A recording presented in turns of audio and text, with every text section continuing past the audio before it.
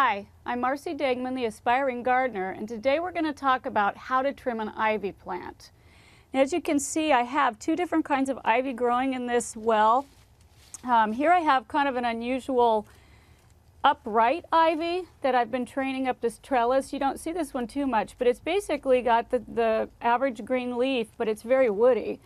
It doesn't matter when it comes to trimming. This one down here is like a variegated form of English ivy, and it's not the kind that gets berries or flowers, so we don't have to worry about it becoming invasive. So if you really like ivy, there's still hope. There's plenty of ivies you can grow. There's nothing to trimming ivy. You can't really hurt it. It's the toughest plant. It's fast growing, so you'll have to do this a couple times a year. As you can see, I've let it get kind of overgrown, so it's time to give it a good trim. And what I've done with this one is I've kept it inside the well. So I've got quite a bit I can cut back, and there's no particular place to cut ivy. You can cut it wherever you want. So what I'm going to do is just pull this out and basically just trim it wherever I want. I don't have to worry about a joint.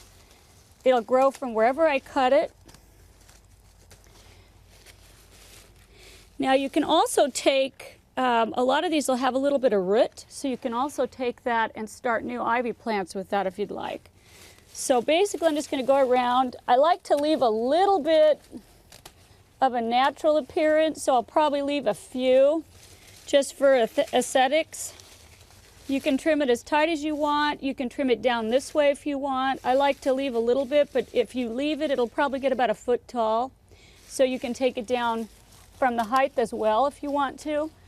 And I usually try to thin it out a little bit because it will get pretty thick, and after a while you'll have a lot more brown leaves underneath if it doesn't have breathing room. So I just go ahead. It does attach itself to things like this, so if you're concerned about that, it doesn't really hurt the wood. It'll leave a little bit of a check.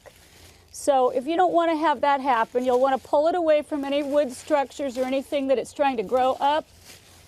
As you can see, it wants to go up the siding of this building, so that I always trim away. Usually you can just pull on it and it'll come off, and then trim it. Now you can take this piece, strip the lower leaves, and stick that in some potting soil, and it'll start a new plant for you. So today we've learned how to trim an ivy plant.